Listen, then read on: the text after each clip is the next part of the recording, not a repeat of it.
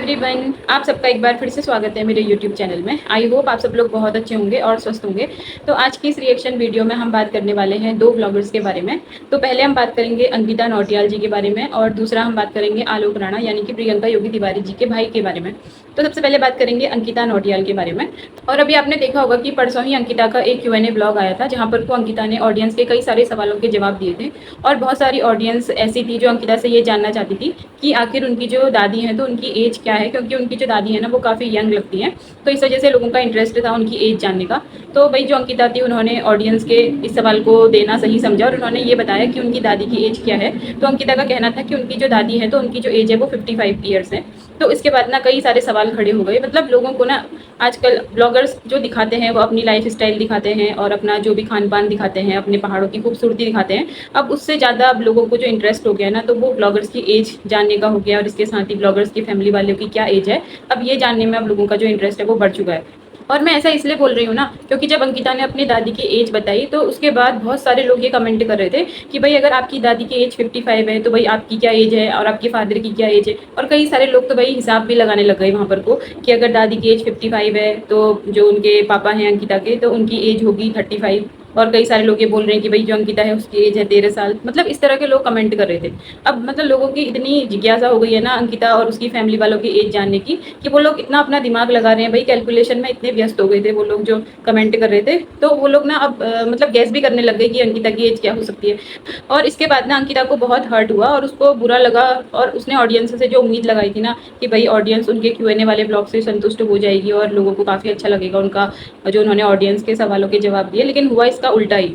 और जो लोग ना अंकिता को 13 साल का बोलकर उसकी मजाक उड़ा रहे हैं, तो आप लोगों को इतना तो पता है कि जो अंकिता है उनकी एंगेजमेंट हो चुकी है, उन्होंने 12th पास कर लिया है। तो आपने क्या खुद 13 साल में 12th पास कर लिया था? भाई थोड़ा सेंस लगा कर तो कमेंट किया करो ना, कुछ भी बक देते हो कमेंट में। और इसके बाद जो लोग अपना दिमाग लगा रहे हैं ना उनके एज गैप को कैलकुलेट करने में कि अंकिता की दादी की एज अगर 55 है तो उनके पापा इतने छोटे होंगे और अंकिता अपने पापा से इतनी छोटी होगी। तो भाई अगर आप लोगों ने इतना दिमाग अपनी प्रॉब्लम के सॉल्यूशन में लगाया होता ना तो शायद आपकी ज़िंदगी से आज सारी प्रॉब्लम खत्म हो चुकी होती। और अगर जो लोग इस तरह का दिमाग अभी भी लगाते हैं ना, जो दूसरों के काम में ज़्यादा दिमाग लगाते हैं, तो भाई दुनिया में ना कई सारे लोग हैं जिनके पास अलग अलग तरह की प्रॉब्लम है, जिनका सॉल्यूशन वो लोग नहीं ढूंढ पाते हैं। तो कृपया करके ऐसे लोगों की प्रॉब्लम सॉल्व करने में अपना दिमाग लगाइए, ना ही किसी के एज को कैलकुलेट करने में कि उसकी एज क्या हो सकती है, अगले बंदे की एज क्या हो सकती है। भाई अगर अंकिता किसी बात को नहीं शेयर कर सकती है अपनी ऑडियंस के साथ तो क्या ज़बरदस्ती है उस बात को कि तुम्हारी दादी की एज इतनी क्यों है, तुम्हारी दादी इतनी जवान क्यों लगती है। भाई आपको इस चीज़ से संतुष्टि नहीं है कि जो उनकी दादी है वो आपको दिखाई देती है उनके ब्लॉग में, और अंकिता इतनी अच्छी ब्लॉगिंग करती है, वो अपने पहाड़ों की खूबसूरती आप लोगों को दिखाती है। बस आप लोगों को ना उनके ब्लॉग से कोई लेना देना नहीं है, बस अंकिता की एज जाननी है, उसके पापा की एज जाननी है और इसके बाद अंकिता की दादी की एज जाननी है। और जो लोग अंकिता की एज का हिसाब लगा रहे हैं और अंकिता की फैमिली वालों के बीच में जो भी एज गैप है उसका हिसाब लगा रहे हैं, तो ये वही लोग हैं जो रिएक्शन चैनल वालों को बोलते हैं कि आप क्यों किसी ब्लॉगर के फैमिली में घुस रहे हो, जबकि रिएक्शन चैनल वाले उन्हीं चीज़ों के बारे में बात करते हैं जो खुद ब्लॉगर सोशल मीडिया पे बताता है और उन्हीं चीज़ों के बारे में हम लोग अपना पॉइंट ऑफ व्यू देते हैं। और आप लोग खुद देखो भाई आप लोग क्या कर रहे हो, किसी ने अपनी एज रिवील तक नहीं करी, अपने पापा की एज रिवील नहीं करी, तो फिर भी उनका एज गैप निकालने में लगे हुए हो। तो ये सब देखने के बाद भाई एक चीज़ तो प्रूव हो जाती है कि फैमिली मैटर में कौन घुस रहा है, कौन अंदर की बातें जानना चाहता है। क्योंकि भाई हर किसी ब्लॉगर की ना एक प्राइवेट लाइफ होती है और जब तक वो रिवील नहीं करना चाहता तो भाई आप लोग क्यों उनको फोर्स करते हो कि भाई आप एज बताओ, आप ये बताओ, आप वो बताओ। भाई और आप तो अंकिता के ब्लॉग देखते हो, उसके सब्सक्राइबर्स हो आप लोग, तो आपको इतना तो पता ही होगा ना कि जो अंकिता है वो एक नई ब्लॉगर है। तो एक नया ब्लॉगर इतनी जल्दी ऑडियंस के साथ कंफर्टेबल नहीं होता कि वो हर बात ऑडियंस के साथ शेयर कर ले। भाई थोड़ा टाइम तो दो उसको। बस उससे पूछते रहते हो तुम्हारी एज क्या है, तुम्हारी दादी की एज 55 ईयर्स क्यों है। भाई अभी वो अनकंफर्टेबल फील करती होगी क्योंकि वो अभी नई नई ब्लॉगर है। और अगर उसने अपनी दादी की एज 55 ईयर्स बता दी तो आप लोग ऐसे हिसाब लगाने लग गए जैसे आप लोगों को भाई सब पता होगा उसके बारे में।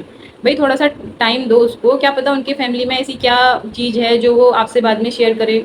तो अगर कोई इंसान कुछ बोल रहा है ना तो उसकी थोड़ी रिस्पेक्ट करो। भाई अंकिता आपको पता है कितनी सिंसियर लड़की है, और अगर वो इतना सिंसियरिटी में आपसे कुछ सच बोल दे रही है तो भाई उसका भी आप मजाक उड़ा रहे हो। भाई सच्चे इंसान की थोड़ी सी तो रिस्पेक्ट कर लो।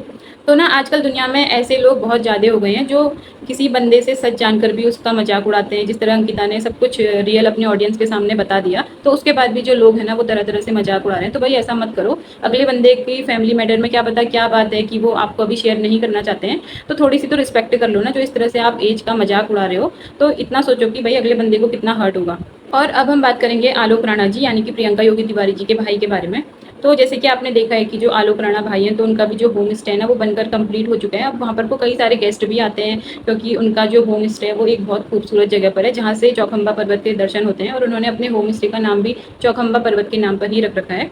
तो पिछले दिनों में आपने देखा होगा कि कई सारे गेस्ट उनके जो होम स्टे है वहाँ पर को आए हुए थे, और वो ब्लॉगिंग में भी उन लोगों को दिखाते हैं और उनको अपने गाँव की यात्रा भी करवाते हैं, और बहुत सारी खूबसूरत जगहों पर अपने जो गेस्ट होते हैं उनको लेकर जाते हैं, उनको पहाड़ी खान पान खिलाते हैं। तो भाई उनके गेस्ट भी बहुत खुश हो जाते हैं उनको देखकर। और इसके अलावा जो आजकल पहाड़ों का मौसम है, तो आप बहुत अच्छी तरह से देख रहे हो कि किस तरह का आजकल मानसून का सीजन जो है वो पहाड़ों में किस तरह कहर बरसा रहा है। और इसके अलावा आप लोग आजकल न्यूज़ में देख रहे होंगे कि मानसून की वजह से पहाड़ों में क्या हालत हो रखी है। और इसके अलावा उत्तराखंड के उत्तरकाशी के धराली में ही आपने देखा होगा कि कितनी भयंकर वहाँ पर आपदा आई थी। लोगों के घर तक बह गए, होटल तक बह गए, मतलब बहुत बुरा वहाँ पर लोगों के साथ हुआ। जो लोग वहाँ पर को पर्यटन के लिए आए हुए थे, तो वो लोग भी मलबे में दब गए। तो इतना बुरा मतलब लोगों के साथ वहाँ पर को हुआ। तो इस आपदा के आने से पहले आपने देखा होगा कि जो आलोक भाई है ना, तो वो अपनी ऑडियंस को यही बोल रहे थे कि भाई रास्ता साफ है, आप लोग आ सकते हैं। लेकिन जैसे ही धराली में ये आपदा आई, तो उसके बाद आलोक भाई जो है वो कुछ दिनों के लिए ये कहना उन्होंने बंद कर दिया कि भाई आप हमारे होम स्टे में आइए। लेकिन अभी जो आलोक भाई है ना भाई, वो दो तरह की बातें कर रहे हैं। एक साइड से वो बोलते हैं कि भाई मानसून का सीजन है, आप लोग पहाड़ों में आना आप लोगों के लिए थोड़ा खतरनाक हो सकता है, तो आप मत आइए।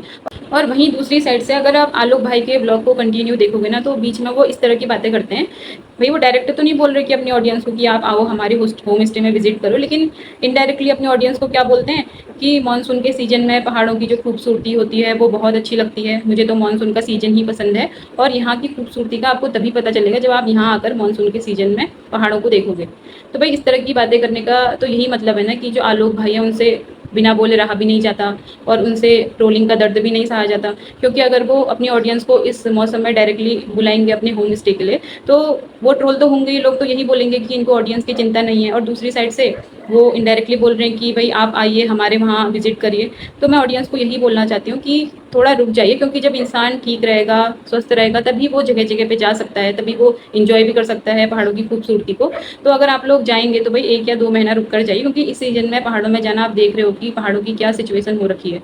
और आलोक भाई को भी यही कहना चाहती हूँ कि अभी आपकी जो अर्निंग है वो तो यूट्यूब से अच्छी खासी हो ही रही है, तो आप कुछ दिन के लिए होम स्टे में गेस्ट को नहीं भी बुलाओगे तो उससे कोई फर्क नहीं पड़ जाएगा, क्योंकि इंसान की ज़िंदगी सबसे ज़्यादा बढ़कर है, उसके बाद और चीज़ें हैं। तो जब आप ठीक ठाक रहोगे तभी तो आप पहाड़ों में इंजॉय भी कर सकोगे, वहाँ के खान पान को भी इंजॉय कर सकोगे। तो जो लोग अभी पहाड़ में जाने की सोच रहे हैं, वहाँ की खूबसूरती को देखने की सोच रहे हैं ना, तो आप लोग थोड़ा रुक कर जाइए, क्योंकि इस सीजन में जाना आप लोगों के लिए बहुत रिस्की हो सकता है। तो मैं ऑडियंस को यही बोलना चाहती हूँ कि सबसे पहले आपका स्वास्थ्य है, सबसे पहले आपका जीवन है। जब आपका जीवन है तब जाके आप हर चीज़ का आनंद ले सकते हो, पहाड़ों की खूबसूरती भी देख सकते हो और वहाँ के खान पान का आनंद भी ले सकते हो। और इसके अलावा आपने मोनिका के ब्लॉग अगर आप लोग देखते हो, तो वहाँ पर को आपने अच्छी तरह से देख लिया होगा कि पहाड़ों में जो उनके घर के आसपास जो मंदाकिनी नदी बहती है ना, तो उसका जो आजकल रूप है वो कितना रौद्र रूप उसका देखने को मिल रहा है। तो आप समझ जाइए कि पहाड़ों की आजकल क्या हालत है। तो आज की वीडियो में मुझे यही बोलना था आलोक राणा भाई के बारे में और अंकिता नोटियाल के बारे में। आपकी क्या राय है मेरी इस वीडियो के बारे में कमेंट सेक्शन में जरूर बताना, और अगर आपको मेरी वीडियो अच्छी लगी हो तो लाइक करना और चैनल को सब्सक्राइब भी जरूर करना। तो आपसे फिर से मिलते हैं एक न्यू वीडियो में, तब तक के लिए बाय बाय, राधे राधे।